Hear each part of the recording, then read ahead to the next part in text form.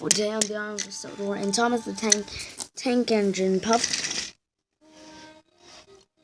was happily puffing backward. It turned out that Percy had broken down, and also the new tank engine Martin was taking Thomas's train, which was supposed to be a few trucks in the museum. The trucks rattled and they shook.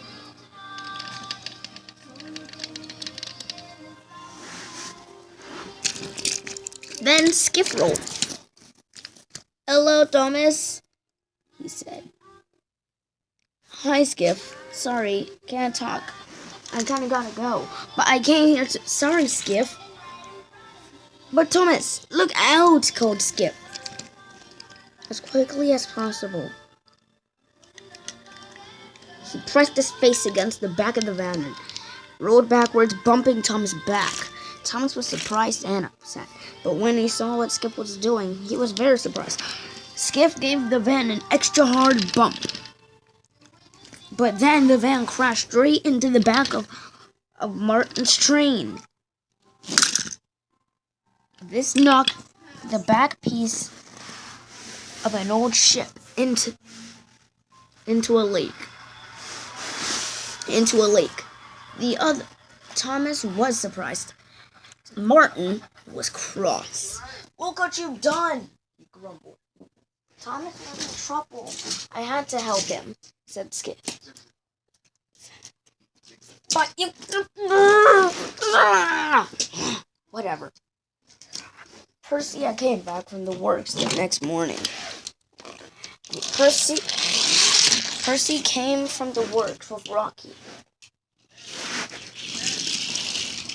and Martin, and Percy got the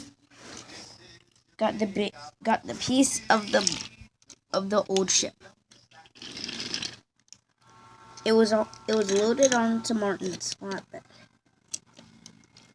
Soon enough, it was loaded on, and Martin popped crossly away. Martin had to take all of it to Cranky so he could load it onto a boat, and now he was late. This did make him quite upset. But then there's even more trouble. A coupling broke and the freight cars rumbled down the line. Martin was surprised and raced after them, but then he crashed into other flatbeds. Thomas didn't care as he had been mean to Skiff, so he carried on with his day and with the mail.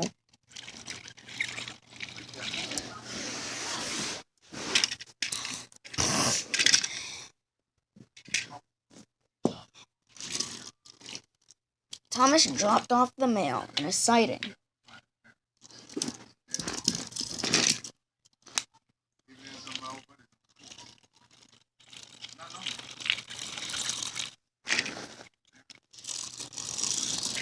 And with that, he puffed away.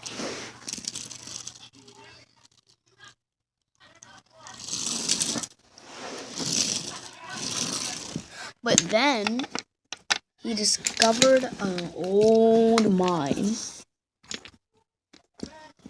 It had been blocked up.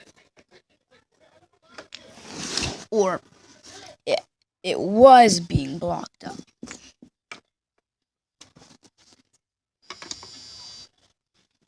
Thomas bravely broke in, pushed against the old door and rolled through the dark cave.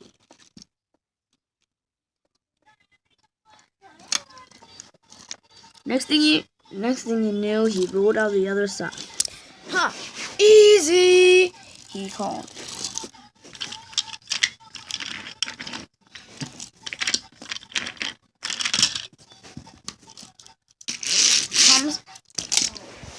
Thomas and Percy puffed up the line just in time to see an accident. What when the living hoo-ha happened here?" said Percy. Philip pushed Tony onto Cranky's loading plate as a prank, but then Cranky lifted his loading plate up, then he swung it when he found out that Tony was on it. Then I accidentally pushed a fuel tanker into the turntable well so it wouldn't go to the loading plate's place correctly. Well, great, Dougie. Well, great, Doogie. Yeah, you too, Cranky. And you, Philip, called Harold. Oh, shut up, grumbled all the engines. Doogie tried to pull out the tanker out of the turntable well. Luckily,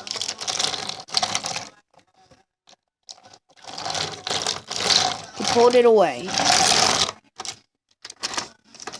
Then he pulled Tony back on the line.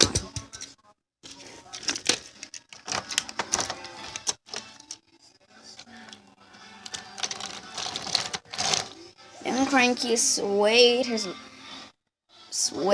crane arm up into the air, and he hit his loading plate into place. The turntable turned. Much better, said Thomas. Percy bumped into Phil out of his berth. Out my berth and stay out, said Percy. Then James popped up.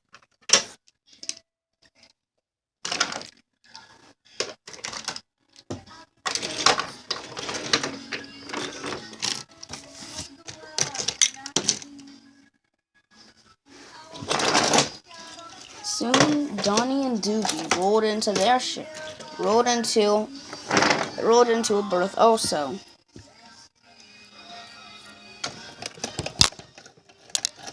Percy, good thing I saw you. I need you to take the mail to the mainland. But, sir, said Percy. What is it now, Percy? You made lots of excuses, and I wonder what this is. You told me that the Flying Scotsman would do that. I'm supposed to take a passenger train tonight. Oh, yeah. Tony, can you do it? Sorry, sir. The other engines, and even Harold said that they couldn't do it. Well, I'm sorry, Percy, but Thomas is gonna have to do that. Percy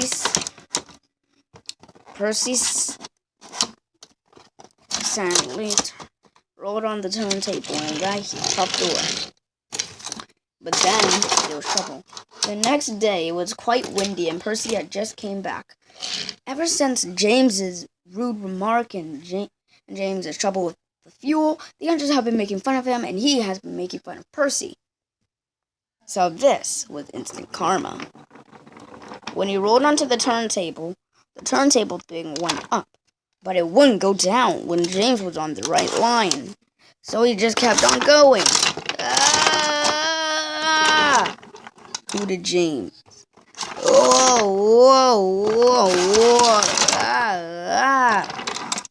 Help, called James.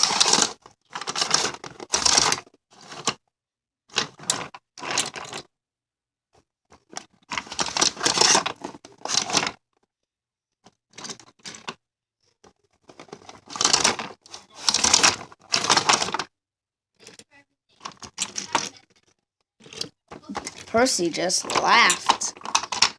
It's not funny, said James dizzily.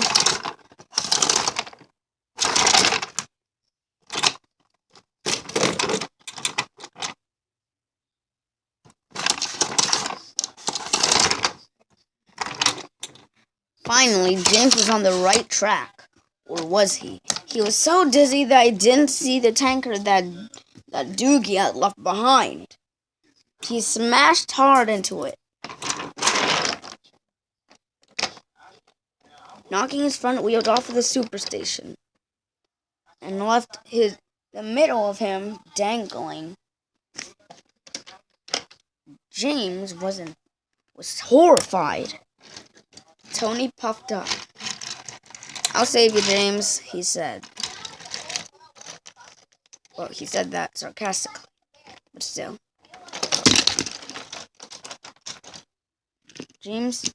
Tony pulled, and he tugged, and he tugged, and he pulled. But then James accidentally shot forward. The change of momentum unbuckled the coupling. Tony was surprised, and James hit the tanker off the superstation. He rolled over the points and rolled straight into a hole.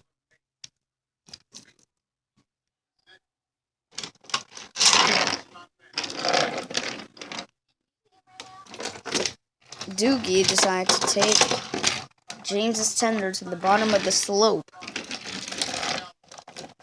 Oh, that he left, taking James's tender with him.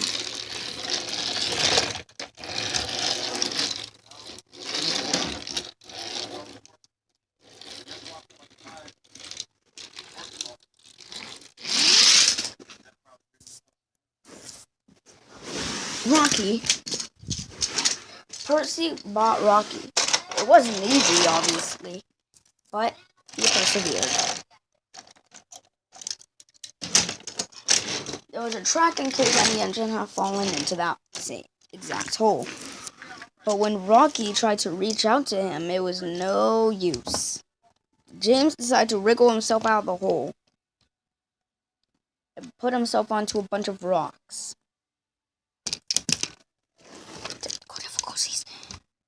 He put himself onto a bunch of rocks. Then Rocky, with all of his might, threw his hook at him. But then, if he put it any farther, he would have fell. But Tony puffed away. "Hey, Cranky, do you think that you can help us?" "Sure," said Cranky.